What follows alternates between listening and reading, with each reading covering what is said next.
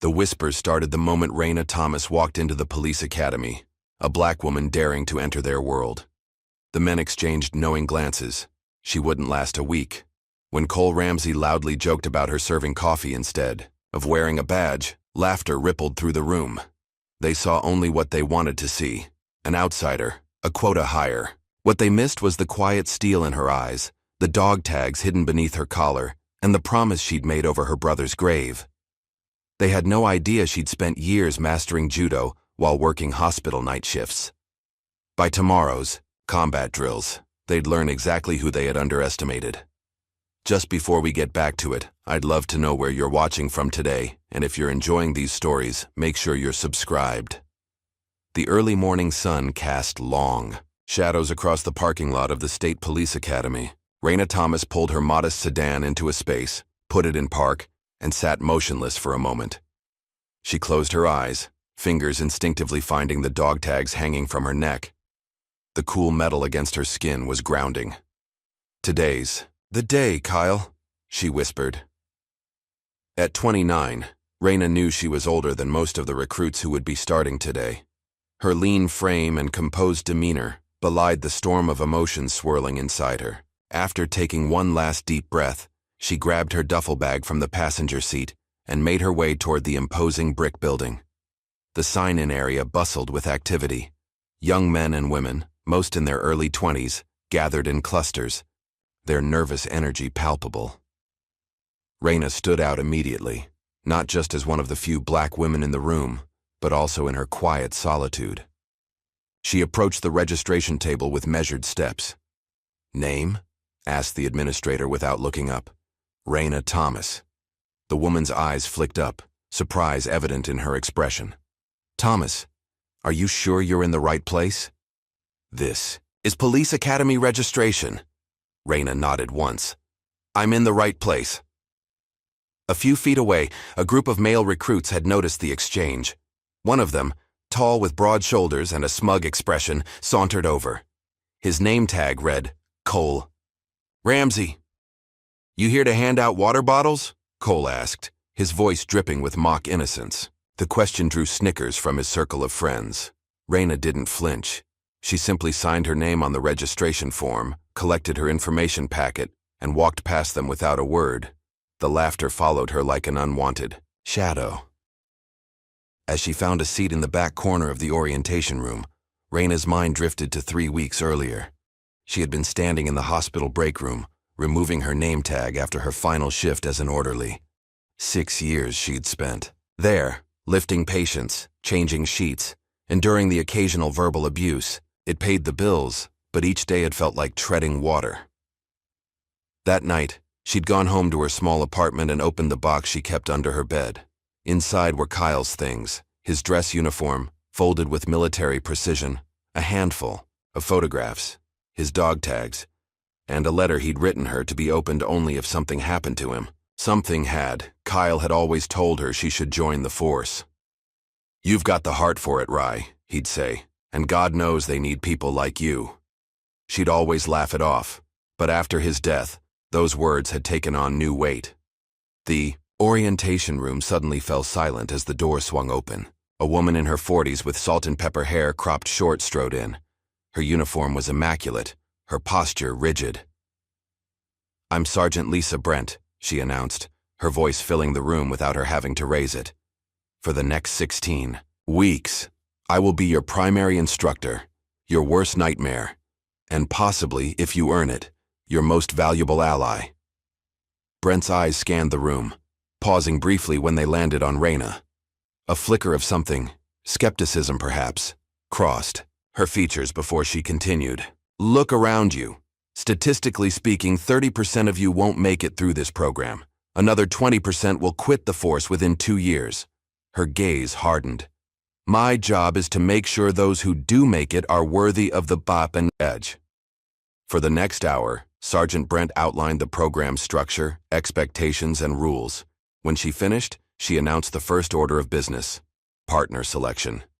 "You will work with your assigned partner for the next 4 weeks. Brent explained. "Choose wisely. Your success often depends on theirs. The room erupted into motion as recruits scrambled to pair up with friends or those who looked physically capable. Reyna remained seated, watching as pairs formed around her. No one approached her. A few even made eye contact before quickly looking away.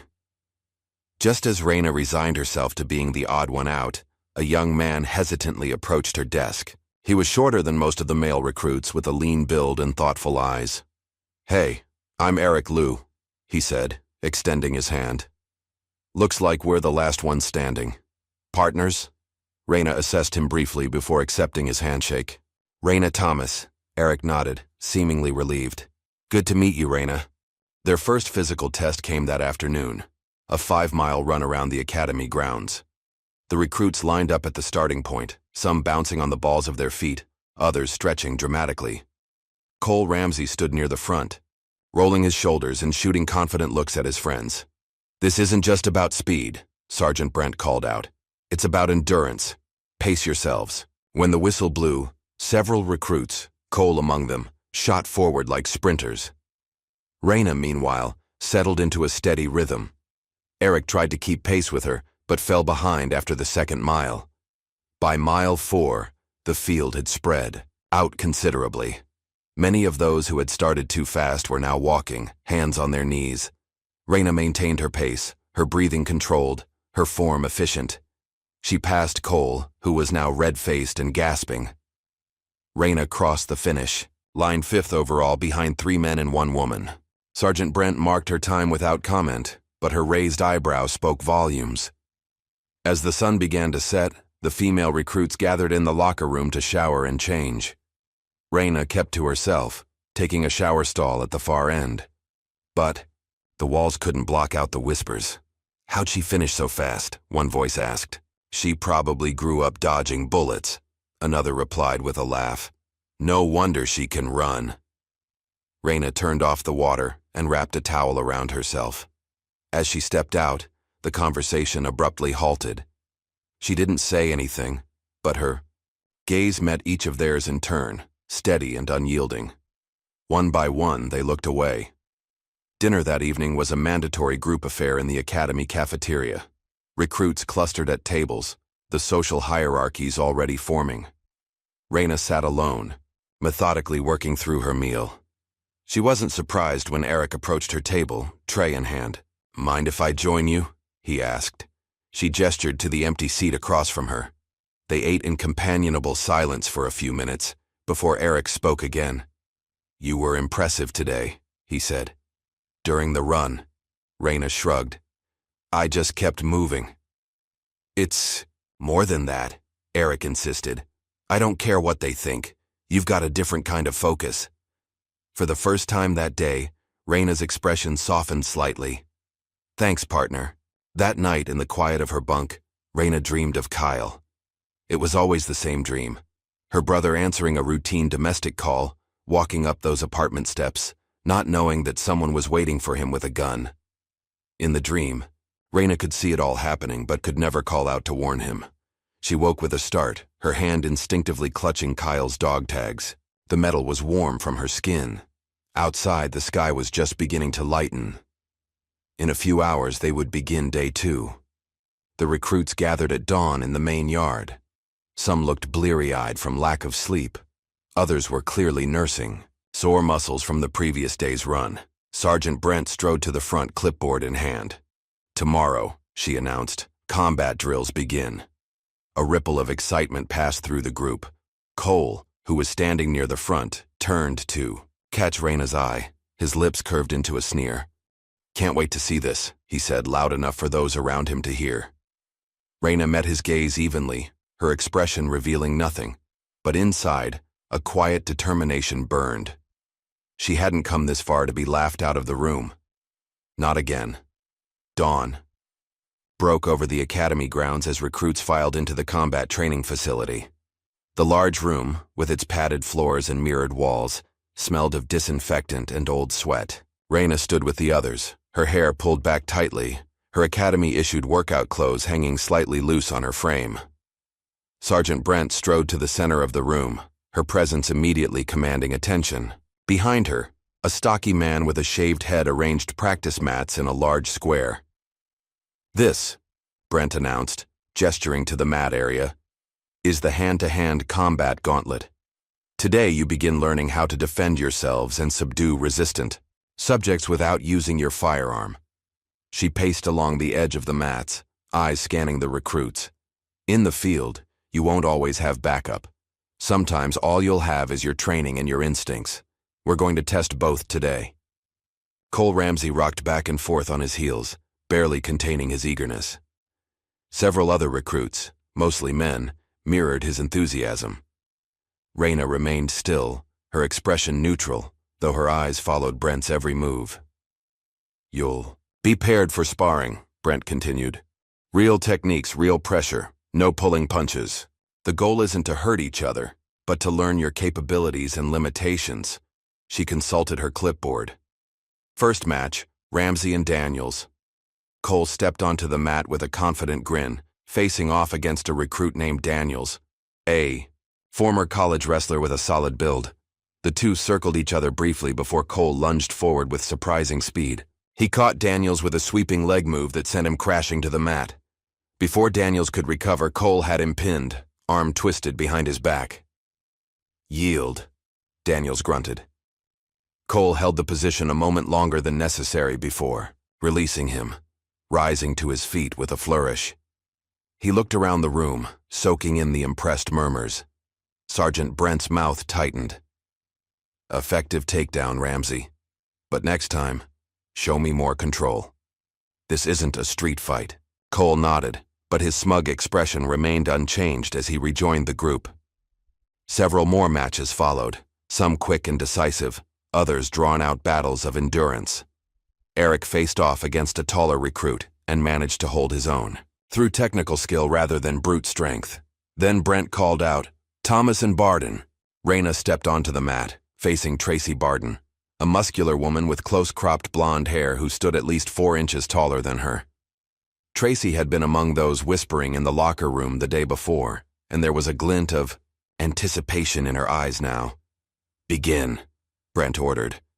Tracy charged immediately, clearly hoping to use her superior size to overwhelm Reyna. But at the last moment, Reyna sidestepped with fluid grace. As Tracy's momentum carried her forward, Reyna caught her arm, pivoted, and used Tracy's own weight against her. In one smooth motion, Tracy found herself flipped onto her back, Reyna's knee positioned precisely at her sternum. The entire exchange had taken less than 5 seconds. The room fell silent. Tracy blinked up at Reyna, shock evident on her face. "I yield," she managed. Reyna released her immediately and offered a hand to help her up. Tracy hesitated before accepting it, rising to her feet with a grudging nod of respect. As Reyna walked back to her place, she caught Cole whispering to another recruit. "Fluke," he said dismissively. Then louder, "Hey, who wants to bet? 5 candy bars says she doesn't win her next match." Several recruits glanced between, Cole and Reyna uncertain. No one took the bet. When the day's training ended, Eric caught up with Reyna as she headed toward the water fountain. "That was incredible," he said, eyes wide. "Where'd you learn that?" For a moment, it seemed Reyna might not answer. Then, her voice quiet but clear, she said, "Grew up with 3 brothers, and judo. Lots of judo." Eric grinned. "Remind me not to get on your bad side." Later that afternoon, as Reyna was reviewing the day's tactical theory notes in the common area, Sergeant Brent approached her. The older woman's face was unreadable as she studied Reyna. "Walk with me, Thomas," she said. They stepped outside, away from curious ears. The academy grounds were quiet, most recruits having retreated to the mess hall or their bunks to recover from the day's exertions. "That was impressive work today," Brent said finally. "Your file didn't mention martial arts training." "You didn't ask," Reyna replied simply. Brent's mouth twitched, almost a smile. "No, I suppose I didn't." She paused. "Keep that up. You might surprise a few people, including me." The following day brought more combat training. The matches were arranged differently, with recruits facing new opponents. By mid-morning, the inevitable pairing was announced, Thomas and Ramsey. A hush fell over the room. Cole strode onto the mat with exaggerated confidence, rolling his shoulders. "Ladies first," he said with a smirk. Raina took her position opposite him, her face betraying nothing. But there was a focus in her eyes that hadn't been there before, a calm intensity that made several onlookers shift uncomfortably. "Begin," Brent ordered. Cole circled to his right, clearly expecting Raina to be intimidated by his size advantage. When she didn't back away, he lunged, aiming to grapple her to the ground. Raina moved like water, fluid, powerful, inevitable. She ducked under his reach, pivoted behind him, and swept his legs from under him in one continuous motion. As he fell forward, she controlled his descent, twisting his arm into a hold that left him face down on the mat, immobilized. It had taken less than 10 seconds. Gasps echoed through the room. Even Sergeant Brent looked momentarily stunned before composing herself and offering a single, deliberate clap. "Yield," Cole growled, his face flushed with a mixture of pain and humiliation. Raina released him immediately and stepped back, her breathing barely elevated. Cole rose slowly, refusing to meet her eyes or those of his friends. For the rest of the day, the atmosphere in the academy shifted subtly. The chuckles that had followed Raina disappeared. Recruits who had previously ignored her now nodded politely when they passed. During the afternoon tactical session, 2 female recruits even asked to sit beside her. That evening, Raina retreated to her bunk earlier than usual. From her small duffel, she removed a framed photograph, a young man in uniform, his smile wide and genuine, his arm around a younger Raina at her college graduation. "Told you I'd do it, Kyle," she whispered, kissing her thumb and pressing it to his image. For a moment, she allowed herself to feel the ache of his absence, the hollow space that his death had left in her life. Then, with careful movements, she returned the photo to its place and zipped the bag closed. Outside in the hallway, voices drifted through the partially open door. "She completely embarrassed him," someone was saying. "Did you see his face?" Cole's never been taken down that fast before, not even by the instructors. Maybe she's not just an affirmative action pick after all. Raina lay back on her bunk, staring at the ceiling. Their words meant little to her. She hadn't come here for their approval or their respect, though the latter might make the coming weeks easier. She'd come because of a promise, to herself, to Kyle, to the badge that he had worn with such pride. Meanwhile, in another part of the building, Cole sat on the edge of his bunk, a dark expression clouding his features. Logan Tress, a lean recruit with calculating eyes, leaned against the doorframe. "She embarrassed you," Logan said, his voice low. "That won't go unanswered." Cole looked up, anger flashing across his face. "What are you suggesting?" Logan shrugged. "I'm just saying, people like her need to know their place. She might have some fancy moves, but this is our world. Always has been." "And what exactly do you think we should do about it?" Cole asked, his tone somewhere between curious and challenging. Logan smiled thinly. "Nothing obvious. Nothing that could come back on us. But there are ways to make sure she washes out before graduation." Cole considered this, his wounded pride wrestling with something else, a flicker of doubt perhaps, or conscience. Finally, he shook his head. "Let it go. I'll beat her next time. Fair and square." Logan's smile didn't reach his eyes. "Sure, whatever you say." He pushed off from the doorframe and walked away, leaving Cole alone with his thoughts. The next morning, Raina woke before dawn, as had been her habit since childhood. She slipped out of the barracks quietly, not wanting to disturb the other female recruits. Outside, the air was crisp, the sky just beginning to lighten at the edges. She began her personal routine, stretching, then a series of flowing movements that combined elements of judo, tai chi, and the boxing her oldest brother had taught her. As her body warmed, her movements became faster, more precise, a dance of discipline and control. She didn't notice Eric watching from the doorway of the men's barracks until she finished. He approached, hands in the pockets of his academy sweats. "Morning," he said. "Morning," she replied, using a small towel to wipe sweat from her forehead. You do that every day? Raina nodded. Since I was 12, Eric smiled. Explains a lot. He hesitated, then added, Look, I should warn you. Some of Cole's friends are pretty upset about yesterday. Logan especially. Logan Tress? Raina asked, recalling the thin-faced recruit who always seemed to be lurking at the edges of conversations. Yeah, he's not a good guy to have as an enemy. Raina considered this. I'm not here to make friends or enemies. I'm here to become a cop. Eric nodded slowly. Just watch your back, okay? As they walked together toward the mess hall for breakfast, Raina thought about Kyle, about the night he died, about the rumors that had swirled afterward. She thought about the whispered conversations that stopped when she entered a room, both then and now. She was used to watching her back. She'd been doing it her whole life. What she wasn't prepared for was just how far some people would go to ensure she never wore the badge. Raina was halfway through her morning shower when the alarms blared. The piercing sound echoed through the concrete walls of the women's locker room, sending recruits scrambling for towels and clothes. Surprise inspection, someone shouted from the hallway. Everyone in formation in 3 minutes. Water still dripping from her hair, Raina pulled on her academy sweats and joined the rush of recruits filing into the main corridor. Sergeant Brent stood at the center of the chaos, clipboard in hand, her face a mask of stern authority. When I call your name, you will step forward and hand me your locker key, Brent announced. You will then stand at attention while your personal belongings are inspected. Any contraband, any unauthorized items, will result in immediate disciplinary action. One by one, recruits were called forward. Some looked nervous, others bored.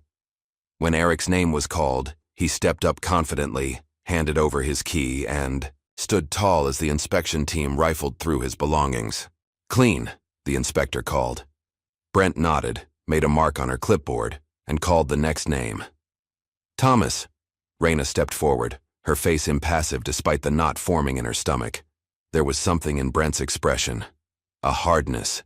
That hadn't been there when she'd called the others. The inspection team opened Raina's locker. At first, they found nothing unusual. Neatly folded clothes, basic toiletries, the academy manual with highlighted sections. Then, the lead inspector reached into the back corner of the top shelf and pulled out a small plastic bag containing white pills. The room fell silent. What is this, Thomas? Brent demanded, taking the bag. Raina stared at the bag, genuine shock breaking through her composed exterior. I don't know, ma'am. It's not mine. Brent studied the pills. These appear to be amphetamines, banned substances. Her eyes locked with Raina's. You better have an explanation. I don't take drugs, Raina said firmly. I've never seen those before. Whispers rippled through the assembled recruits. Cole and Logan exchanged glances, their expressions unreadable. Eric frowned, his eyes darting between Raina and the evidence bag. Everyone except Thomas, dismissed, Brent ordered. Return to your regular schedule. As the recruits filed out, some cast sympathetic glances toward Raina. Others looked smug, as if a suspicion had been confirmed. Eric lingered longest, concern evident in his eyes, until Brent shot him a warning look. When they were alone, Brent placed the bag on a nearby table and crossed her arms. I've seen recruits wash out for less than this.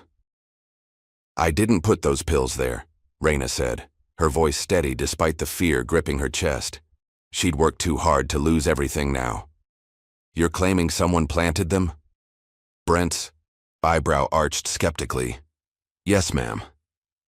Brent was silent for a long moment, studying Raina's face. Finally, she sighed. I can't prove it either way. Policy says I should expel you immediately. Raina felt her heart sink.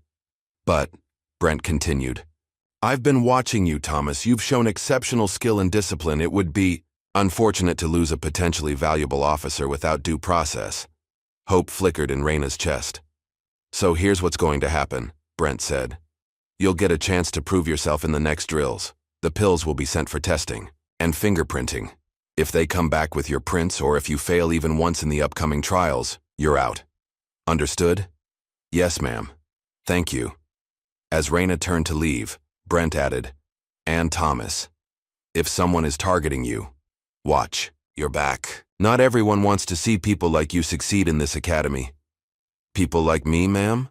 Brent's expression softened almost imperceptibly. "People with integrity."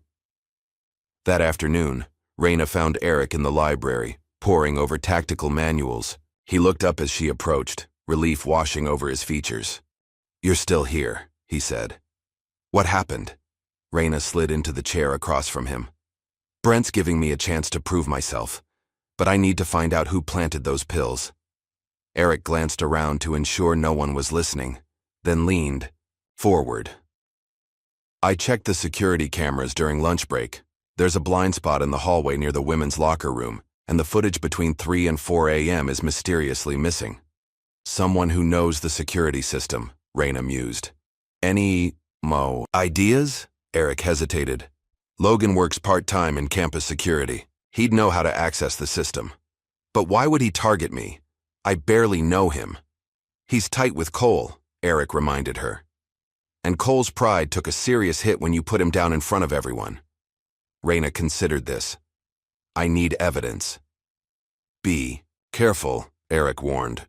"If they're willing to plant drugs, who knows what else they might do." That night, as Raina lay in her bunk, memories of another accusation surfaced. Her last job at Memorial Hospital. Medical supplies had gone missing, and somehow her name had appeared on the log for accessing the storage room during those times. She'd been fired despite her protests of innocence, unable to prove she'd been set up. She'd walked away then, swallowed the injustice rather than fight. This time would be different. Morning brought the obstacle course challenge, a brutal test of physical endurance that wound through the academy grounds. Mud pits, climbing walls, barbed wire crawls, and balance beams stood between the recruits and the finish line. "This course separates the dedicated from the dilettantes," Brent announced. "You'll be timed individually, but remember, in the field, you're part of a team. The fastest individual time earns privileges, but the squad with the best average gets a weekend pass." Raina stretched methodically, aware of the eyes on her. Some recruits were openly betting on her failure, others keeping a cautious distance as if her troubles might be contagious. Only Eric stood beside her, loyal despite the whispers. Cole went first, attacking the course with raw power. He cleared obstacles with brute strength, finishing with a respectable time that earned cheers from his friends. When Logan ran, he moved, with calculated efficiency, conserving energy for the harder challenges. When Raina's turn came, the audience had grown. Even administrative staff had wandered out to watch. She took her position at the starting line, clearing her mind of everything except the course before her. The whistle blew. Raina moved with controlled precision, applying the perfect amount of force to each obstacle. Where others had charged through the mud pit, she found the shallow path along the edge. When others had muscled up the climbing wall, she used technique to ascend with minimal exertion. By the halfway point, she was ahead of the record pace. She could hear murmurs from the sidelines, feel the weight of Brent's evaluating gaze. This was more than a physical test now. It was her chance to prove she belonged. As she approached the final stretch, a 30-foot rope climb, she heard Cole's voice from the crowd. "Let's see if those judo moves help you now." Raina blocked him out, focusing only on the rope. Hand over hand, she ascended, legs wrapped properly to distribute her weight. She reached the bell at the top and rang it firmly before descending in a controlled slide. She crossed the finish line and stopped. Her own timer. The digital display showed the second fastest time of the day, beaten only by Davis, a former Olympic hopeful in track and field. Sergeant Brent made a note on her clipboard, her expression revealing nothing. But as Raina walked past, she caught the older woman's slight nod, a silent acknowledgement of a job well done. The victory was short-lived, however. During lunch, Raina overheard Logan speaking to a group of recruits in the mess hall. "It's not the first time she's been caught with something she shouldn't have," he said, his voice just loud enough to carry. "I have a buddy who works at Memorial Hospital. Said she was fired for stealing medical supplies, probably selling them on the side, or using them herself." The accusation hung in the air. Raina felt eyes on her back, the weight of judgment pressing down. She put down her fork, no longer hungry. Later that day, Eric confronted Logan in the men's locker room. The confrontation was brief but intense. "You planted those pills," Eric said, backing Logan against the lockers. "I know it was you." Logan's thin lips curved into a smirk. "Prove it." "I'm going to Brent with what I know." "What exactly do you know?" Logan challenged. "You've got nothing but suspicions. And who's going to believe you? You're just as much of an outsider as she is." Eric's hands balled into fists. "You're pathetic, you know that? What are you gonna do? She'll be gone in 2 days anyway." Logan's smirk widened. "Exactly. So why get your hands dirty?" The next morning brought another challenge, a live fire exercise with tactical vests that simulated being hit by gunfire.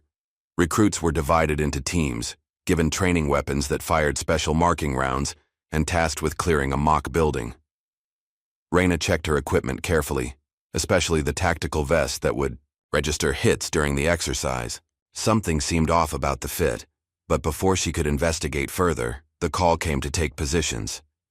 She and Eric were paired with 2 other recruits, Julia Winters and Mark Davis. Their objective was to clear the east wing of the training facility, secure any hostages, and neutralize threats. "Move on my signal," Raina whispered as they approached the first doorway. Her team nodded, falling naturally into her leadership. They entered the first room smoothly, covering all angles. A hostile target popped up, and Raina neutralized it, with a clean shot to the center mass. They proceeded methodically through the next 2 rooms, working with coordinated precision. As they approached the final room, Raina took point position. The moment she stepped through the doorway, a training round struck her chest, except her vest didn't register the hit. Instead, a sharp pain lanced through her ribs as the round struck with unexpected force. She stumbled backward, momentarily, disoriented. "Raina!" Eric called out, moving to cover her. She recovered quickly, completing the exercise despite the throbbing pain in her side. Later, when they turned in their equipment, she examined her vest and found that the protective padding had been partially removed, leaving her vulnerable to the impact of the training rounds. "Someone tampered with this," she told Eric, showing him the altered vest. Eric's expression darkened. "This has gone beyond pranks. This could have seriously hurt you." That evening, Raina made a decision. She knocked on Sergeant Brent's office door, her resolve firm despite the risk. "Enter," Brent called. Raina stepped inside, closing the door behind her. "Ma'am, I need to speak with you privately." Brent gestured to the chair across from her desk. "What's on your mind, Thomas?" For the next 20 minutes, Raina laid out everything. The planted drugs, the missing security footage, the tampered vest, and even the false accusation from her previous job. She spoke without emotion, presenting only facts rather than accusations. When she finished, Brent was silent for a long moment. "Why should I believe you?" she finally asked. "These are serious allegations against fellow recruits." Raina met her, gaze steadily. 6 years ago, my brother was killed in the line of duty. Everyone said it was a random shooting during a domestic call gone wrong. But Kyle had told me things weren't right in his precinct. He was going to report some officers. Before he died, she reached into her pocket and pulled out the dog tags she always wore. I promised him I'd become the kind of officer he wanted to be. Honest, fair, willing to stand up for what's right. I wouldn't throw that away for performance enhancers or petty rivalries. Brent studied her for a moment, then nodded slowly. "I appreciate your candor, Thomas. I can't take action without proof, but..." She paused, her expression softening slightly. "You better finish strong. Then I'll believe you." The next morning, the entire class gathered in the main hall. Brent stood at the front, her posture rigid, her expression severe. "Your final evaluation begins tomorrow," she announced. "A tactical simulation involving a real-time hostage rescue scenario. You will be divided into squads of your choosing and evaluated not just on your individual performance, but on your ability to function as a cohesive unit." Murmurs of excitement rippled through the group.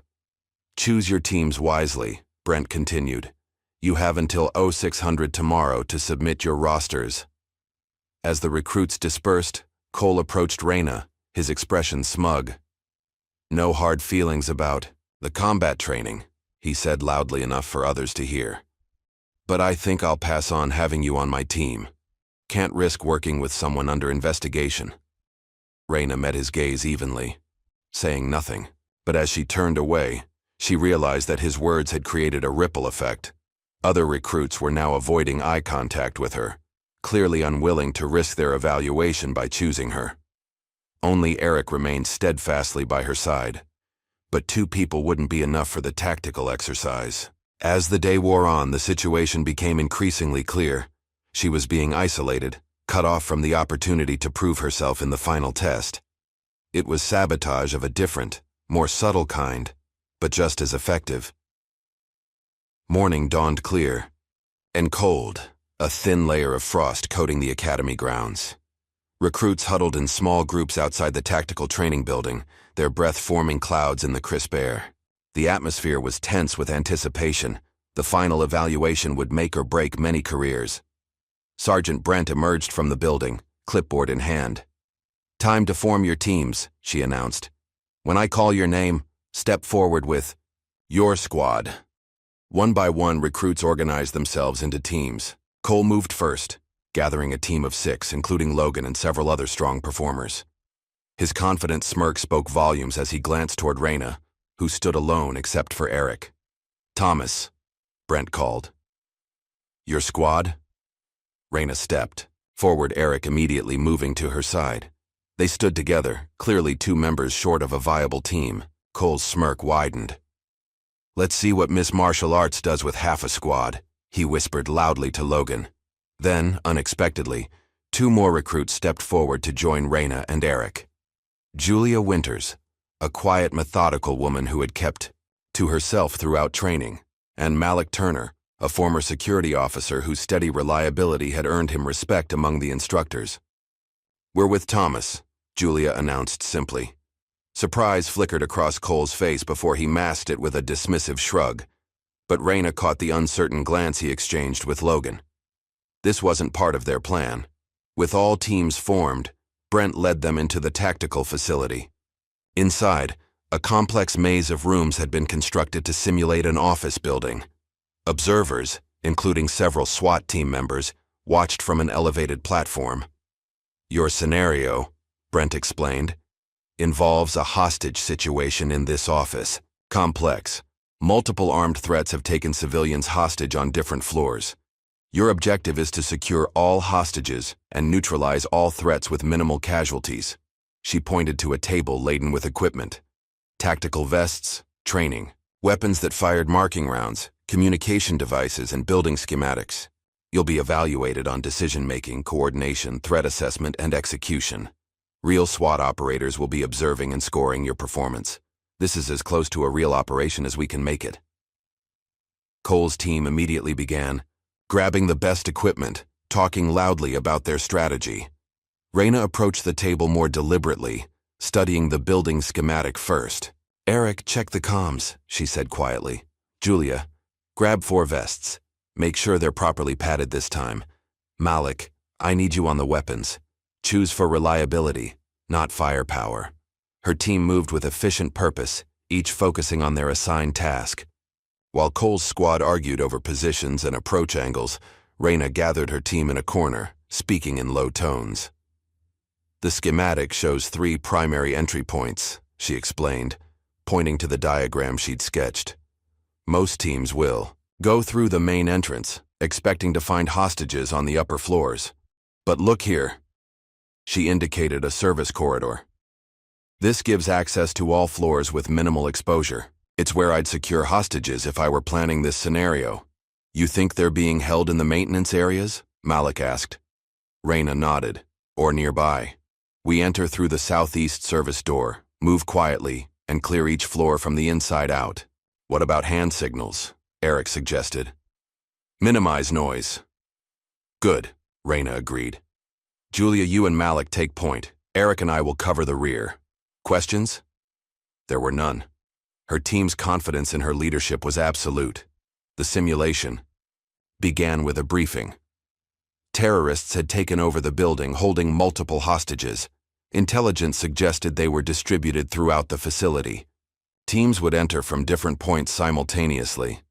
As predicted, Cole's squad chose the main entrance, charging in with aggressive confidence. 3 other teams took the remaining obvious entry points. Only Reyna's team slipped quietly through the service entrance, unnoticed in the initial chaos. Inside the dimly lit corridor, Reyna signaled for silence. They moved like shadows, checking corners before advancing, communicating through practiced hand gestures. When they encountered their first threat, a role player with a training weapon, Julia and Malik neutralized him before he could radio their position. Floor by floor, they cleared sections of the building, discovering hostages in unexpected locations: a supply closet, a break room, the security office. Each was secured and evacuated with quiet efficiency. Meanwhile, throughout the building, the sounds of other teams engaging in firefights echoed. Shouts, simulated gunfire, the occasional call of "man down" as recruits took hits that their vests registered as fatal. On the 3rd floor, Reyna's team encountered a complex situation: 3 armed threats guarding 4 hostages in an open office area. No way to approach without being seen. "Distraction," Reyna whispered, outlining a quick plan. Moments later, Eric triggered a fire alarm in an adjacent room.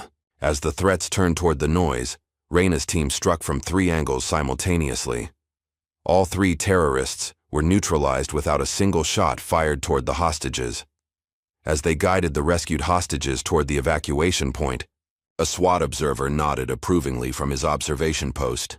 In stark contrast, Cole's team had encountered problems almost immediately. Their aggressive entry had alerted multiple threats at once, resulting in a chaotic firefight. Logan had been killed in the first exchange, and 2 more team members went down while trying to breach a barricaded room. Cole, now frustrated and shouting contradictory orders, led his remaining teammates into a fatal error. They breached a room without proper reconnaissance and accidentally killed 2 hostages in the crossfire. The simulation ended after 90 minutes. Teams gathered in the debriefing room, some looking dejected, others jubilant. Cole's face was flushed with anger and embarrassment as the SWAT team leader stepped forward. "Let's review your performance," the SWAT commander began. He was a weathered man in his 40s, with the calm demeanor of someone who had seen real combat. Team performance varied significantly, but one squad stood out from the rest. He consulted his tablet. Team Thomas completed the simulation with 0 casualties. Both team members and hostages, they secured all assigned hostages, neutralized all threats, and had the fastest completion time of any squad. Their execution was nearly flawless. Murmurs rippled through the room. Several recruits glanced at Reyna with newfound respect. Their approach demonstrated excellent tactical awareness, the commander continued. Using unconventional entry points, maintaining stealth, prioritizing hostage safety over threat neutralization. These are the hallmarks of professional tactical operations. Cole glared across the room, his humiliation complete. Logan, still, marked with the blue dye that indicated a fatal hit, whispered something in his ear, but Cole shrugged him off. Team Ramsey, the commander addressed Cole's group, showed courage and initiative, but tactical discipline was lacking. 2 hostage casualties is unacceptable in any scenario. In real life, that would be a failed operation, regardless of other objectives achieved. The evaluation continued, with each team receiving detailed feedback. Throughout, Reyna's team remained composed, neither celebrating nor drawing attention to their success. When the debriefing concluded, one of the SWAT evaluators approached Reyna. "You ever trained before?" he asked. She nodded slightly. "I attended night classes at the Westside Tactical School for 2 years while working night shifts at the hospital." The evaluator looked impressed. "It shows. You have good instincts, not just for the technical aspects, but for leading a team. That's something we can't teach." As the recruits filed out of the facility, Sergeant Brent stood by the door, observing. When Reyna passed, Brent motioned for her to wait. Once the others had left, Brent addressed the remaining instructors and evaluators. "I think the rankings are clear after today's performance." She walked to the front of the room, where a whiteboard displayed the recruits' names in order of their overall standing. Taking a marker, she wrote Thomas at the top of the list. "There's one name on the top of the board," she announced, "and she's earned it the hard way." The assembled staff nodded in agreement. Even those who had been skeptical of Raina initially couldn't deny the evidence of her performance. Outside, the news spread quickly. By the time Raina reached the main building, recruits were already discussing the results. Some offered congratulations, others just respectful nods. A few, including Cole's inner circle, remained resentful, but their numbers had dwindled. Eric caught up with her in the corridor. "That was incredible," he said. "The way you read that building layout. How did you know?" Raina allowed herself a small smile. "I've been studying tactical scenarios every night since I got here. Plus, I've worked in enough buildings to know where people hide the important things." As they turned the corner, they nearly collided with Cole, who was storming out of a meeting room. His face darkened when he saw Raina. "This isn't over," he muttered as he brushed past. Eric looked concerned, but Raina remained unfazed. "It is, for him," she said quietly. "He just doesn't know it yet." The graduation ceremony was scheduled for the following afternoon. Recruits spent the morning cleaning their quarters, returning equipment, and preparing for their final assessments. An atmosphere of nervous excitement permeated the academy. Raina was packing her few personal items when Julia knocked on her door. "Duck, Squad wanted to thank you," she said, handing Raina a small box. Inside was a tactical watch, simple, durable, exactly what a field officer would need. "You didn't have to do this," Raina said, genuinely touched. Julia shrugged. "You took a chance on us when no one would take a chance on you. We won't forget that." Before Raina could respond, the Academy's PA system crackled to life. "Thomas, report to Sergeant Brent's office immediately." Julia raised an eyebrow. "Last-minute pep talk?" "We'll see," Raina replied, though something in her gut told her this. Wasn't a routine summons. Brent's office door was open when Raina arrived. The sergeant wasn't alone. A man in a crisp suit stood by the window, his back to the door. He turned as Raina entered, revealing a weathered face with intelligent eyes. Black in his early 50s, with the watchful demeanor of someone accustomed to observing rather than being observed. "Thomas, this is Agent Calvin Rhodes," Brent said, her tone formal. "He's from Internal Affairs." Raina felt a momentary flash of concern. Internal Affairs typically investigated police misconduct. What could they want with a recruit who hadn't even graduated? "Please sit down," Rhodes said, his voice deep and measured. Raina took the offered chair, maintaining her composure, despite her confusion. "Sergeant Brent has been keeping me informed of your progress," Rhodes began. "Your performance has been exceptional, particularly in light of the obstacles you've faced." Raina glanced at Brent, who nodded slightly. "You've caught our attention," Rhodes continued. "We're building a task force, and we think you belong on it." The statement hung in the air, unexpected and momentous. Raina struggled to process it. "I don't understand," she finally said. "I haven't even graduated. I have no field experience." Brent leaned forward in her chair. "Sometimes the right person isn't the most experienced. It's the one who sees the job clearly." Rhodes nodded in agreement. "What we need isn't just technical skill or tactical knowledge, though you've demonstrated both. What we need is integrity, the courage to stand alone when necessary." He placed a folder on Brent's desk. "We'd like you to consider joining our team. This would mean a different path than the one you expected. Specialized training, undercover work, investigations that most officers never see." Raina looked down at the folder, then back at Rhodes. "Why me?" "Because you've already proven you can withstand pressure," he replied simply.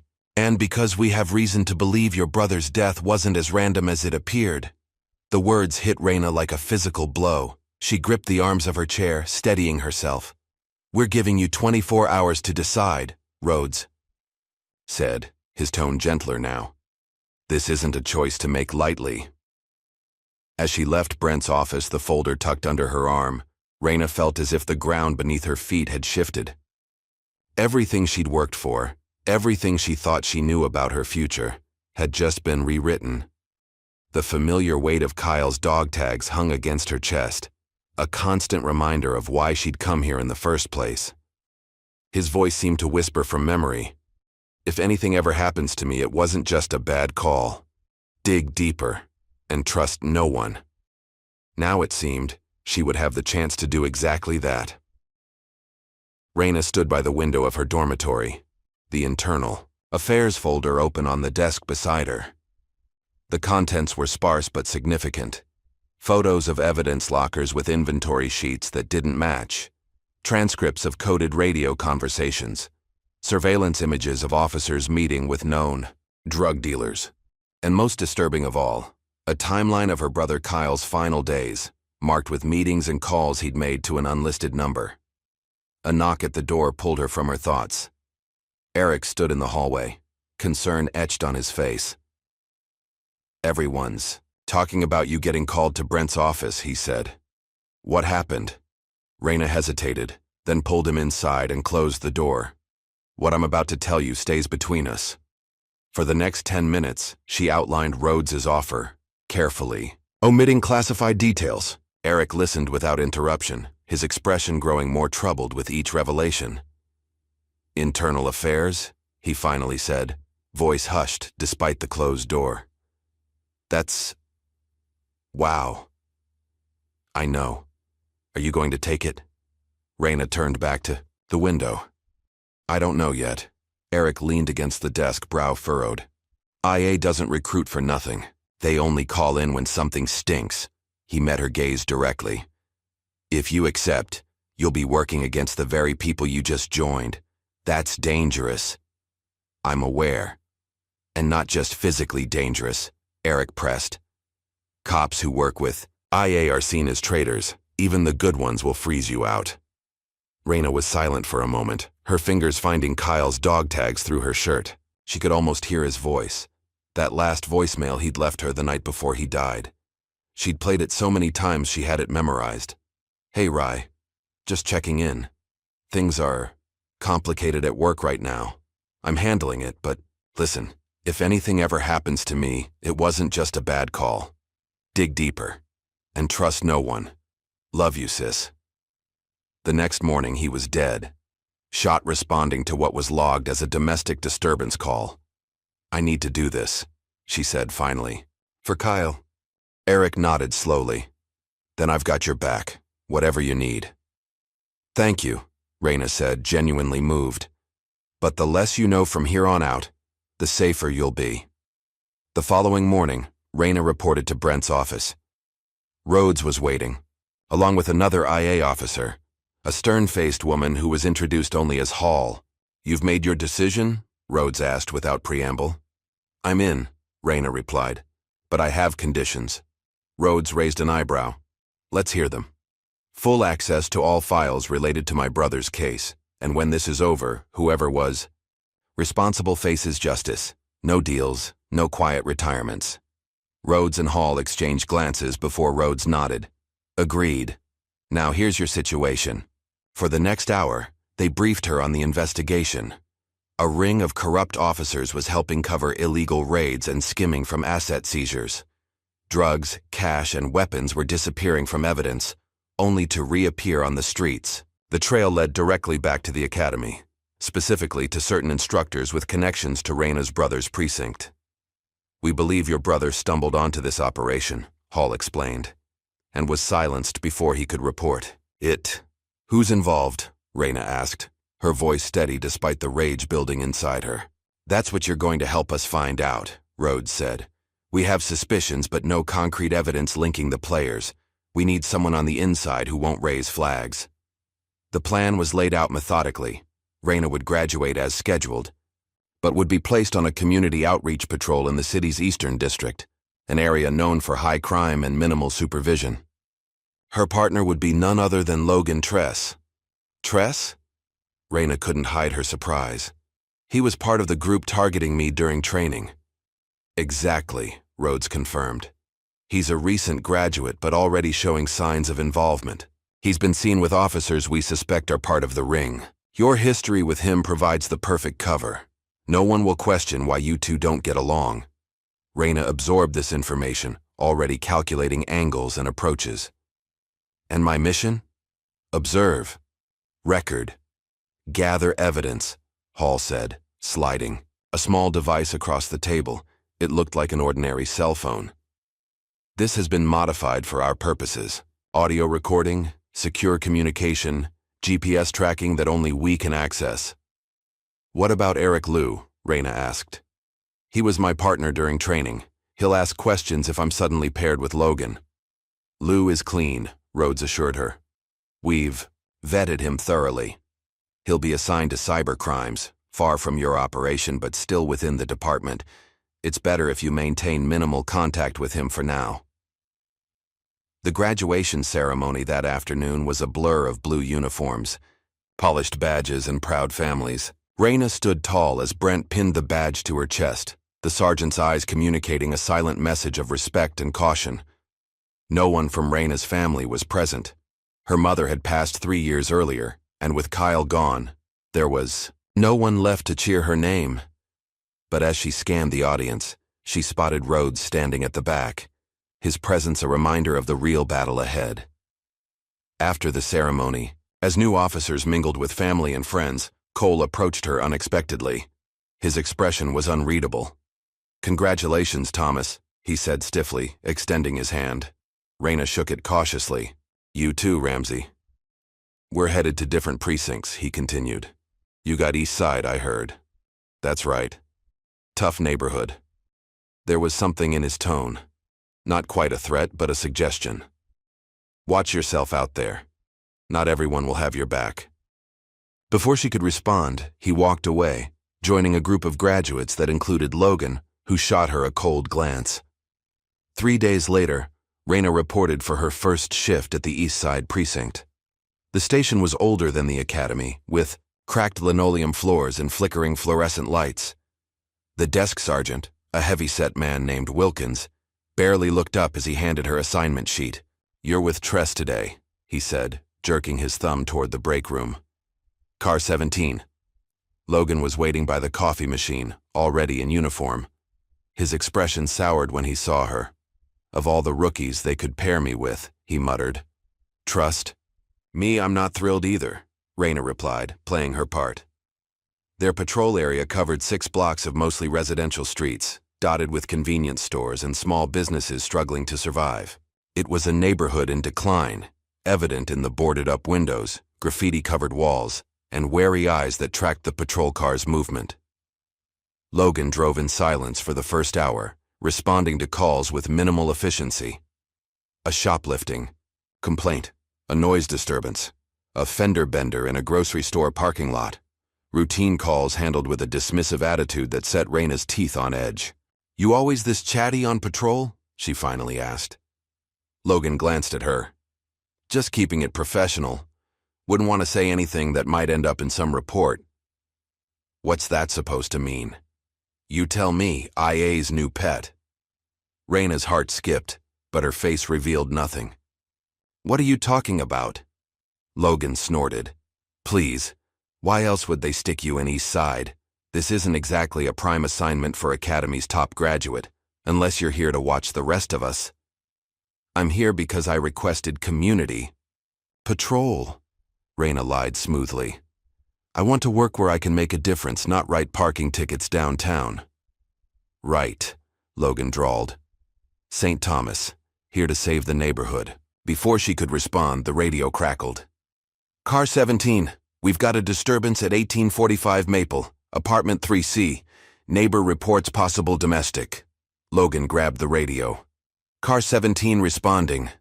As they drove toward the address, Raina felt a chill. That had nothing to do with the air conditioning, a domestic call, just like the one that had taken Kyle's life. The apartment building was a dreary 5-story walk-up with peeling paint and a security door that had long since stopped locking. They climbed to the 3rd floor, hearing the shouting before they reached apartment 3C. Logan pounded on the door. "Police, open up!" The shouting stopped abruptly. After a moment, The door opened to reveal a middle-aged black woman with a split lip and the beginning of a bruise around her left eye. "Everything's fine, officers," she said quietly. "Just a little disagreement." Behind her, a man sat on the couch, his posture tense, eyes bloodshot. "We don't need any cops here," he called. "She fell, that's all." Raina stepped forward. "Ma'am, we'd like to talk to you separately if that's all right." The woman hesitated, glancing back at the man. "It's fine, Denise," he said, his casual tone, belied by the warning in his eyes. "Tell them what happened." Logan sighed impatiently. "Look, we can stand here all day, or you can tell us what's going on so we can get back to real police work." Raina shot him a sharp look before turning back to the woman. "Ma'am, would you step into the hallway with me for a moment?" Once outside, the woman, Denise, seemed to deflate, leaning against the wall. "It's not what you think," she began. "I think someone hit you," Raina said gently, "and I think you're scared." Denise's eyes welled with tears. "He'll kill me if I say anything. He knows people." "What people?" "Cops," Denise whispered. "He's got friends on the force. Last time I called, they took him outside, laughed with him, and left. Then it got worse." Raina felt sick. "I can help you. There are shelters, resources." "No," Denise cut her off, wiping her eyes. "No reports, no shelters. I tried that road before." Inside the apartment, Logan was chatting with the boyfriend, their tones surprisingly cordial. When Raina re-entered with Denise, Logan stood. "All set? Seems like a misunderstanding." "We should file a report," Raina insisted. Logan rolled his eyes. "For what? She said she fell." "That's not what she told me." "It's fine," Denise interjected quickly. "Really, officers, I did fall. Clumsy of me." The boyfriend, Todd, Raina had learned from Denise, smiled. "See? Just like I said. Thanks for checking, though." He turned to Logan. "Say hi to Jenkins for me. Tell him we're still on for poker Friday." Logan nodded. "Will do." Back in the patrol car, Raina couldn't contain her frustration. "We're just leaving? That woman is clearly being abused." "She doesn't want help," Logan said dismissively, "and we've got real crimes to deal with. Domestic violence is a real crime. Look, rookie, you'll learn quick that you can't save everyone. Some people don't want saving." He glanced at her. "And some cops don't need your judgment. Jenkins is a good officer." Raina made a mental note of the name. Jenkins, connected to both Logan and the abuser. Another thread to pull. The rest of the shift passed with similar incidents. Logan dismissing civilian concerns, making crude comments about affirmative action when Raina tried to be thorough, laughing off violations that should have resulted in citations or arrests. That evening, alone in her new apartment, Raina documented everything in her encrypted IA file. Logan's behavior, the Jenkins connection, the way certain calls were handled differently than others. A text from Rhodes arrived just after midnight. "Progress?" Raina replied simply, "Following threads." The next 3 weeks fell into a pattern. Days spent with Logan, observing his selective enforcement and the network of friends he seemed to have throughout the precinct. Nights spent documenting, researching, connecting dots. During a particularly quiet midnight shift, Logan brought the patrol car to a stop behind an abandoned warehouse. "Bathroom break," he announced, exiting the vehicle. Instead of heading for the building, however, he walked to the back of the lot where another patrol car was parked, its lights off. Raina watched through the side mirror as Logan spoke with the officers, something exchanging hands. When he returned 15 minutes later, his mood was noticeably improved. "Let's swing by Mason Street," he said. "Got a tip about some activity there." "What kind of activity?" "The kind we get paid to stop," he replied vaguely. They turned down Mason, a street lined with vacant storefronts. Logan pulled to a stop in front of a boarded-up convenience store and killed the lights. "Stay here," he ordered. "Keep the engine running." "Protocol says we stay together," Raina objected. "Protocol is for rookies who don't know any better." His tone hardened. "Stay in the car." As soon as Logan disappeared around the back of the building, Raina slipped out of the patrol car. Moving silently along the shadows, she positioned herself where she could observe without being seen. Logan met two men behind the store. One handed him a small envelope. The other opened the trunk of a car, revealing what appeared to be several weapons. Raina's phone, the modified one from Rhodes, captured everything. Back at the station, as their shift ended, Logan seemed almost friendly. "Not bad today, Thomas. Maybe you're learning after all." "Just doing my job," she replied neutrally. "Yeah, well." He hesitated. "Look, this job isn't always by the book. Sometimes you gotta bend the rules to get things done. The sooner you understand that, the better." It was the closest thing to an olive branch he'd offered. Raina recognized it for what it was: a test, a tentative invitation into his world of compromised ethics. "I'll keep that in mind," she said carefully. The next day, while Logan was in a meeting, Raina used her access card to enter the evidence room under the pretense of filing paperwork from a recent arrest. The room was empty, except for a drowsy clerk who barely acknowledged her presence. Moving through the rows of shelved evidence, she noted several discrepancies between the logs and the actual items stored. A box that should have contained 3 kilos of cocaine held barely 1. A weapon seizure from a gang raid was missing 2 handguns. Most concerning was what she found in the basement, a hidden storage area behind a maintenance door containing unlogged weapons and cash, all confiscated, none officially documented. That night she met Rhodes in a 24-hour diner 20 miles outside their jurisdiction. "It's bigger than we thought," Rhodes said after reviewing her findings. "The evidence you've collected suggests this operation has tendrils throughout the department." "And my brother?" Raina asked. Rhodes slid a file across the table. "Based on the connections you've uncovered, we've been able to reconstruct his last few weeks." Kyle was investigating Jenkins, the same officer Logan mentioned. Jenkins is connected to at least 3 other officers, all of whom have unusual financial activity. So Kyle was killed because he was getting too close. "That's our working theory," Rhodes confirmed. "But we need more. Solid evidence that will stand up in court." 2 days later, Raina received a text from Eric asking to meet. They hadn't spoken much since graduation, both busy with their new assignments. She agreed to coffee at a shop halfway between their precincts. Eric looked tired. His usual energy dimmed. He glanced around nervously before speaking.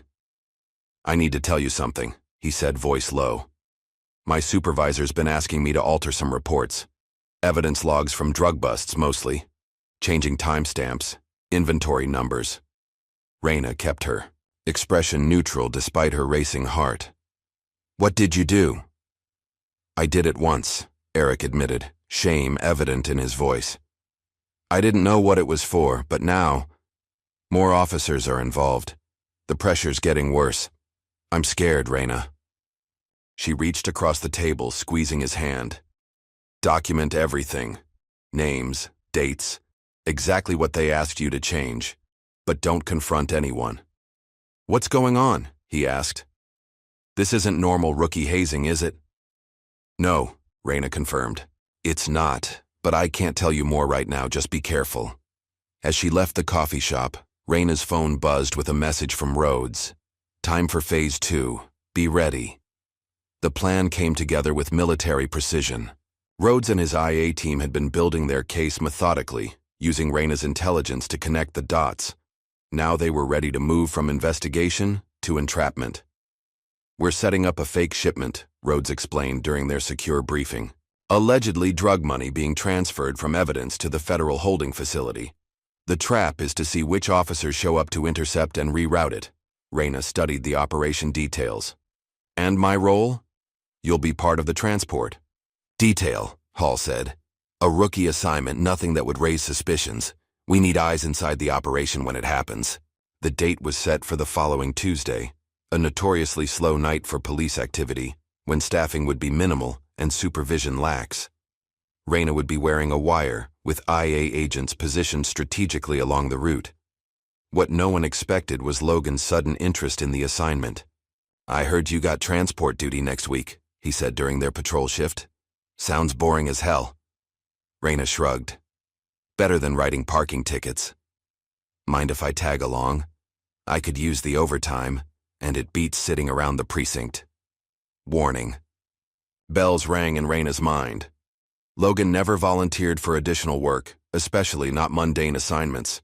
His request could only mean one thing. He knew something about the shipment. She played it cool. Sure, if the sergeant approves it. That evening, she updated Rhodes on this development. His response was immediate. This confirms Tress is involved. The leak must be coming from inside the department. Proceed as planned, but be extra cautious. On the night of the operation, Raina arrived early at the precinct, mentally preparing herself. The fake shipment, $500,000 in marked bills, was secured in a standard transport container, indistinguishable from those used for actual evidence transfers. Logan appeared unusually focused, checking and rechecking the transport vehicle. "Ready for a boring night?" he asked, his casual tone at odds with the tension in his shoulders. "As ready as I'll ever be," Raina replied. The transport route took them through the city's warehouse district, a maze of abandoned buildings and poorly lit streets. Perfect for an ambush, which was precisely why Rhodes had selected it. IA agents were positioned throughout the area, disguised as homeless individuals or sitting in unmarked vehicles. Halfway through the route, their radio crackled with static. "Dispatch to Transport 7. Be advised, we're experiencing system issues. Back up. Units will be delayed. Proceed with caution." Logan exchanged a glance with Raina. "Convenient timing. Should we wait for the system to come back online?" she asked, testing him. "Negative. We stick to the schedule." There was an edge to his voice now, anticipation barely concealed. As they turned down a particularly desolate street, lined with empty loading docks, Logan suddenly hit the brakes. "Did you see that? Movement by the east entrance." Before Raina could respond, headlights flooded their vehicle from behind. 2 SUVs had boxed them in, cutting off any escape route. "Stay in the car," Logan ordered, reaching for his weapon. But instead of taking a defensive position, he stepped out with his hands raised as if he'd been expecting this interruption. Raina activated her wire with a subtle movement, then followed him out, hand on her holster. 4 masked figures emerged from the SUVs, weapons drawn. "Police! On the ground!" one shouted, though the command made no sense. They were already police. "Officers." "It's just us," Logan called. "Where's Jackson?" One of the masked men stepped forward. "Change of plans. Jackson couldn't make it." Something in the voice made Raina freeze. Despite the mask, she recognized the speaker immediately. Cole. In that moment, everything clicked into place. Cole wasn't just part of this, he was leading it, and he thought the money was real. "You're not just a recruit," Cole said bitterly, turning toward Raina. "You were sent here to bring us down." She pulled her weapon, years of training kicking in automatically. "Police officer, drop your weapons." Cole laughed, the sound hollow behind his mask. "Really? You're outnumbered, rookie." "Am I?" Raina asked, her voice steady. Cole's eyes narrowed. Then, with a sudden movement, he fired at the streetlight above them, plunging the area into darkness. Gunfire erupted as Raina dove behind the transport vehicle for cover. Through the chaos, she caught glimpses of movement, Cole's team spreading out, trying to flank her position. She returned fire strategically, aiming to disable rather than kill. A figure appeared at her side, Logan. For a heartbeat, she expected him to shoot her. Instead, he grabbed one of the masked officers who had circled behind them, wrestling him to the ground. "Federal agent," Logan shouted, pressing his knee into the man's back. "You're under arrest." The revelation hit Raina like a physical blow. Logan wasn't corrupt. He was undercover, just like her. In the distance, sirens wailed as Rhodes and his team moved in. Cole, realizing the trap, attempted to flee, but found his escape route blocked by IA agents emerging from their hidden positions. "Drop it, Ramsey," Rhodes commanded, his weapon trained on Cole. For a tense moment, it seemed Cole might choose to go down fighting. Then, slowly, he lowered his weapon. "You crossed the line when you stole from Kyle Thomas," Logan said, his voice carrying in the sudden quiet. He turned to Reyna. "I've been working this case for 8 months. Your brother was my training officer. Before he died, as the scene was secured, officers in handcuffs, evidence being collected, Rhodes pulled Reyna aside. "There's something you need to know," he said, his expression grave. "Your brother wasn't killed randomly. We've confirmed he was murdered by fellow officers after threatening to go to internal affairs with what he'd discovered." Despite having suspected it, hearing the truth spoken aloud hit Reyna with devastating force. She walked away from the scene, needing a moment alone. In the parking lot of the warehouse, she finally allowed the grief she'd been holding back to surface, tears flowing freely as she leaned against a concrete wall. Footsteps approached. Sergeant Brent, who had arrived with the backup units.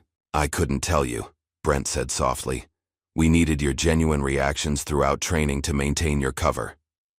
"You knew? All along?" Brent nodded.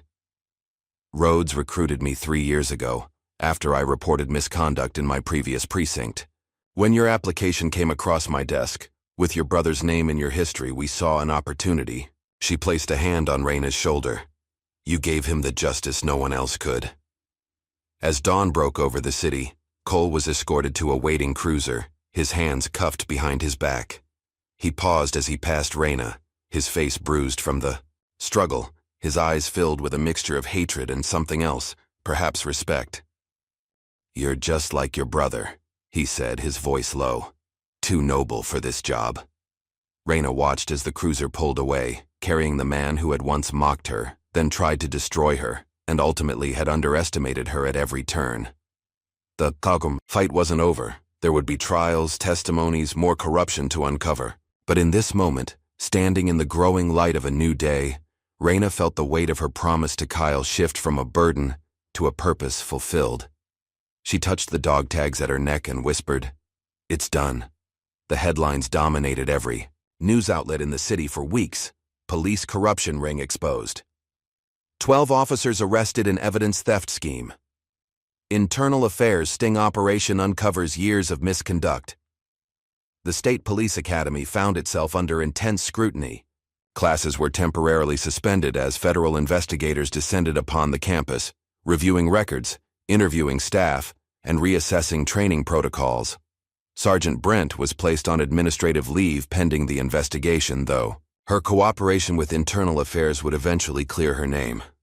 Reyna watched it all unfold from a distance. Rhodes had moved her to a secure location immediately after the arrests, concerned about potential retaliation from officers connected to the corruption ring, but not yet identified. Her days were filled with debriefings, paperwork, and preparation for the upcoming trials. 3 weeks after the sting operation, Reyna was finally allowed to return to her apartment. It felt strange to be back, like stepping into a life that belonged to someone else. She spent the first night reorganizing, cleaning, trying to reclaim the space as her own. A knock at her door the following morning revealed Eric, holding 2 coffee cups and wearing a tentative smile. "Thought you might need this," he said, offering her one of the cups. Reyna accepted it gratefully, stepping aside to let him in. "How did you know I was back?" Rhodes told me. "Said you might appreciate a friendly face." They sat at her small kitchen table, the morning sunlight streaming through the blinds. For a few minutes neither spoke, content to sip their coffee and adjust to this new reality. "They're fast-tracking me for detective training," Eric finally said. "With all the vacancies in the department, they need people they can trust." "You deserve it," Reyna replied sincerely. Eric shook his head. "I don't know about that. I almost gave in, you know, when they pressured me to alter those reports. If you hadn't been there..." He trailed off, staring into his coffee. "If you didn't believe in me, I would have quit. You're stronger than you think. So are you." He met her gaze. "What happens now? For you, I mean." It was a question Reyna had been asking herself repeatedly. "I'm not sure yet. There are still debriefings, testimonies. The trials won't start for months." "And after that?" Before she could answer, her phone buzzed with a message from Rhodes. "Meeting at HQ, 2 p.m., decision time. The Internal Affairs headquarters." occupied 2 floors of an unremarkable office building downtown. No signs identified its purpose.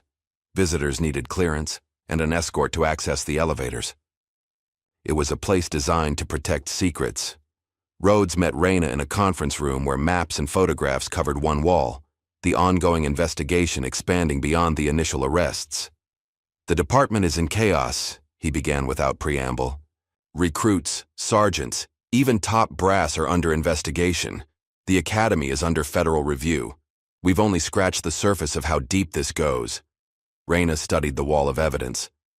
"How many more are involved?" "At least 20, maybe. More. The network extends to 3 other precincts and possibly the DA's office." Rhodes sighed, rubbing his eyes. "Which brings me to why you're here. We need you, Thomas. Full-time, permanent position with internal affairs." The offer wasn't unexpected, but hearing it formally gave Raina pause. She thought of Kyle, of the path that had brought her here.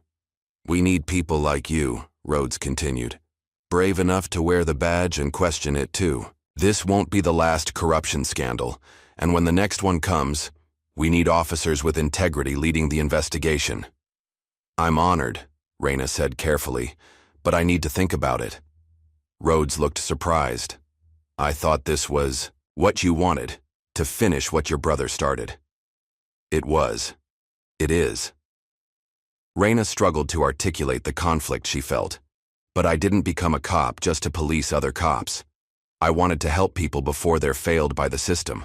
That afternoon, Raina drove to the cemetery where her mother was buried.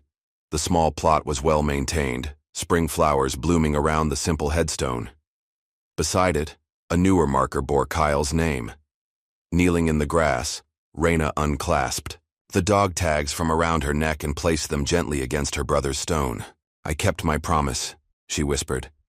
"He didn't die for nothing." A soft breeze rustled the nearby trees, the only answer in the quiet sanctuary. On her way back from the cemetery, Raina's phone rang. The caller ID showed Sergeant Brent's name, the first contact since the operation had been revealed.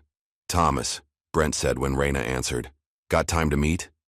They agreed on a small diner away from police hangouts. Brent was already seated when Raina arrived, looking both tired and relieved, the weight of secrecy finally lifted from her shoulders. "You've caused quite the upheaval," Brent said, as Raina slid into the booth across from her. "Not exactly what I had in mind when I applied to the academy." "No?" Brent raised an eyebrow. "Somehow I think it's exactly what you had in mind." They ordered coffee, the familiar ritual creating a momentary sense of normalcy in their upended lives. "I've been reinstated," Brent announced, "cleared of any wrongdoing and put in charge of rebuilding the academy's training program." "Congratulations." "Don't congratulate me yet. It's a massive undertaking." Brent took a sip of her coffee.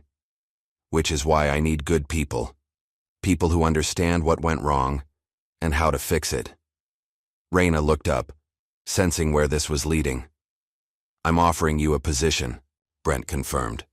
"Co-lead a new program to train and screen ethical recruits. Focus on integrity and accountability from day one." "I'm not qualified to be an instructor," Raina objected. "I just graduated." "Sometimes the best teachers are those who've seen the system at its worst and still believe it can be better." Brent leaned forward. "Rhodes told me you're hesitating on his offer. Think about mine instead. At IA, you'd be reacting to corruption after it happens. With me, you could prevent it from taking root in the first place." The idea resonated with something deep in Raina's core, a chance to reshape the institution, from the inside out, to build something better than what had failed her brother. "I'll consider it," she promised. 2 days later, a letter arrived at Raina's apartment. The return address was the county jail where Cole was being held awaiting trial. She almost threw it away unopened, but curiosity won out. Inside was a single page of lined paper, covered in neat handwriting. "Thomas, I don't expect forgiveness or understanding. What I did was wrong and I accept the consequences. But there are things you should know. I joined the force because of your brother. He spoke at my high school career day years ago. He talked about integrity, about making a difference. I believed him. Wanted to be like him. Then I got to the precinct and saw how things really worked. The corners everyone cut. The deals they made. Little compromises at first, then bigger ones. Before I knew it, I was in too deep to get out. Power changes people. It changed me. I forgot why I wanted the badge in the first place. You never forgot. Even when we mocked you, tried to break you down, you held on to something the rest of us lost along the way. I'm telling Jenkins and the others everything. Names, dates, operations, all of it. Maybe it makes no difference to my sentence, but it feels like the right thing to do. That's something, at least. Cole Rayna read the letter twice before setting it aside. There was no satisfaction in Cole's confession, no sense of triumph. Only the sobering reality of how easily principles could be corrupted, good intentions, twisted. That evening, she called Rhodes and declined his offer. The following morning, she accepted Brent's. 6 months later, the academy reopened with a completely overhauled curriculum. Ethics training was no longer a single-day lecture, but integrated into every aspect of the program. Psychological screening had been enhanced, and a direct line to internal affairs was established for recruits to report concerning behavior. On the first day of classes, Rayna stood beside Brent as new recruits filed into the orientation room. They were a diverse group, more women, more people of color, more varied backgrounds than previous classes. Each face held the same mixture of nervousness and determination that Rayna remembered feeling herself. As the last recruits found their seats, a young black woman approached the sign-in table, her hand shaking slightly as she reached for the pen. Rayna recognized the anxiety in her posture, the uncertainty in her eyes. "You're in the right room," Rayna said, walking over. Relief washed over the recruit's face. "Thank you, ma'am." "Officer Thomas," Rayna corrected gently. "And you are?" "Williams. Andrea Williams." Rayna nodded. "Welcome to the academy, Williams. It's going to be challenging, but worth it." Andrea hesitated, then asked, "Are you the one who took down half the department?" For the first time in months, Rayna smiled without reservation. "No," she replied. "I'm the one who rebuilt it." 1 year after the corruption scandal broke, the State Police Academy stood transformed. The physical buildings remained the same, brick structures arranged around a central yard. But everything else had changed. New leadership, new curriculum, new standards. At the center of this transformation were Sergeant Brent and Officer Rayna Thomas, whose unlikely partnership had bridged the gap between old guard and new vision. Together, they had implemented reforms that were already being adopted by academies across the state. Ethics drills were now conducted alongside physical training. Recruits faced scenarios designed to test not just their tactical knowledge, but their moral compass. Psychological screening had been enhanced to identify warning signs of authoritarianism and power-seeking behavior. Most significantly, cooperation with internal affairs was no longer taught as a betrayal, but as a professional responsibility. On a crisp autumn morning, Rayna watched from the observation room as the latest class performed tactical exercises. Their movements were precise, their teamwork fluid. More importantly, when faced with ethical dilemmas embedded in the scenarios, they consistently chose integrity over expediency. "They're looking good," Eric observed from beside her. Now a detective in the Cyber Investigations Unit, he had returned to give his first guest lecture on digital evidence handling. "Better than we were," Rayna agreed. "Speak for yourself," he teased. "I was perfect." Their friendship had weathered the storm of the scandal, emerging stronger for having faced it together. While their career paths had diverged, they remained each other's most trusted confidant. After the exercises concluded, Rayna met with each squad briefly, offering specific feedback on their performance. She was firm but fair, pushing them to recognize both their strengths and weaknesses. "Officer Thomas," one recruit asked during the debriefing, "is it true you're meeting with the commissioner next week?" News traveled fast, even within the academy's walls. "Yes," Rayna confirmed. "I've been asked to speak at the citywide reform summit." What she didn't mention was that the commissioner had personally requested her participation, describing her as the voice that shook the foundation without shattering it. The summit would bring together law enforcement leaders from across the state, all grappling with the aftermath of the corruption scandal and the reforms it had necessitated. That evening, as Raina prepared her presentation for the summit, her phone rang. It was Rhodes, calling with news that sent her heart racing. "We've completed the final review of your brother's case," he said. "With the testimonies from Cole and the others, plus the evidence we've gathered, we can officially classify his death as a premeditated murder by officers Jenkins and Taylor." Raina sat down, momentarily overwhelmed. "Thank you," she managed. "There's more," Rhodes continued. "We found his personal effects in evidence storage. They were never released to your family because they were considered part of an ongoing investigation. There's a journal, Raina. Kyle was documenting everything." The journal arrived by courier the next morning, a worn leather-bound notebook filled with Kyle's neat handwriting. Page after page detailed his growing awareness of the corruption around him, his attempts to find allies, his increasing isolation as he realized the extent of the problem. The final entry, dated the day before his death, read simply, "Going to IA tomorrow. Can't let this continue. Some things are worth the risk." After reading it cover to cover, Raina made a decision. With permission from Rhodes and the prosecutor's office, she released redacted portions of the journal to the public. Not to name and shame many of those involved were already facing charges, but to create accountability and transparency. "It's not about revenge," she explained when questioned by the media. "It's about learning from the past to build a better future." The journal's publication created another wave of headlines, but this time the focus was different. Rather than sensationalizing the corruption, news outlets began examining the systemic issues that had allowed it to flourish. Discussions about police culture, oversight, and accountability dominated public discourse. In the midst of this renewed attention, Logan Tress resurfaced. Cleared of any wrongdoing due to his role as an undercover agent, he had transferred to another district after the sting operation. Now he requested a meeting with Raina. They met at a park bench overlooking the river, neutral ground away from the memories they shared. "You look good," Logan said, studying her. "The academy suits you." "Thanks." Raina kept her tone professional. "What can I do for you, Tress?" He smiled faintly at her formality. "Just wanted to clear the air.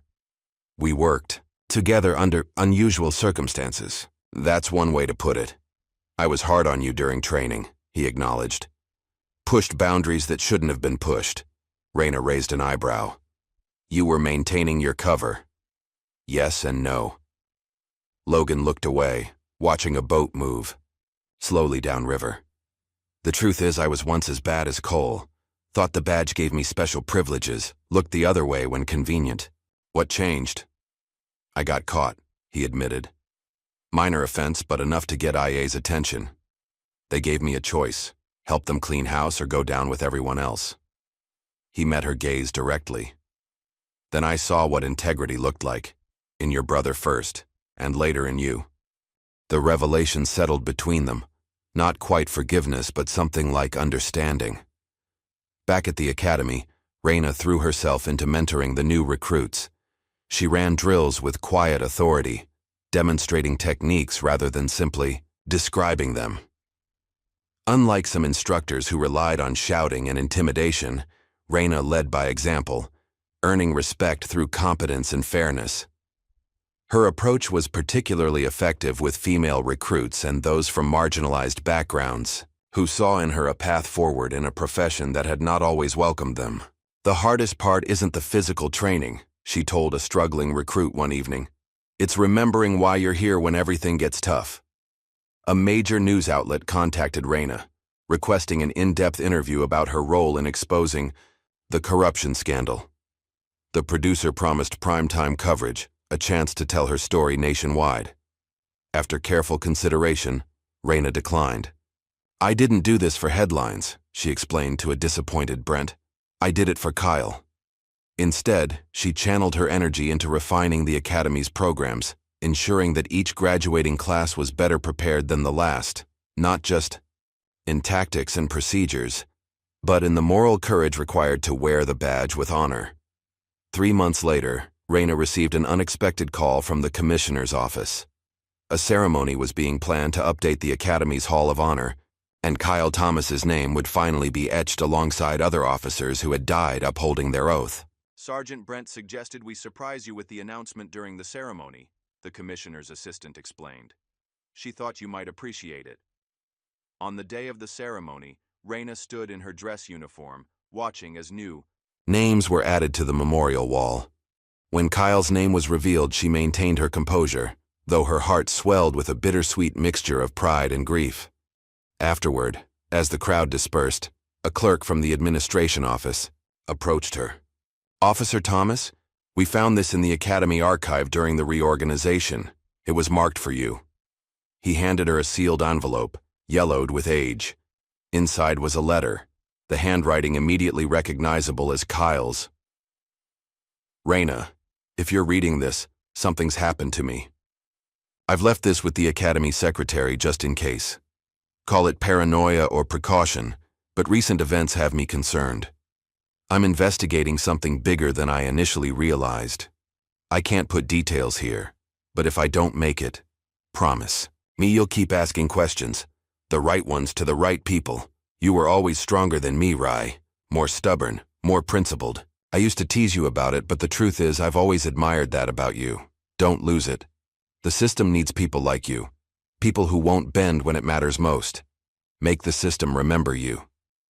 Love always." Kyle. Raina carefully refolded the letter, tucking it into her pocket. After a moment of quiet reflection, she walked to her office in the Academy's administrative wing. On her desk sat 2 objects side by side, her police badge and Kyle's dog tags. She placed her hand over both, feeling the weight of all they represented: sacrifice, justice, the ongoing work of building something worthy of the oath they had both taken. With renewed purpose, she stood and straightened her uniform, ready to face the new cadets waiting in the training yard. "You're not here to look tough," she would tell them as she did every class. "You're here to do what's right, even when no one claps." And in that moment, standing between her past and future, Raina Thomas knew she was exactly where she needed to be. Have you ever wondered what courage looks like when it stands alone against a corrupt system? If Raina's journey of integrity inspired you, hit the like button and subscribe for more stories of ordinary heroes facing extraordinary challenges.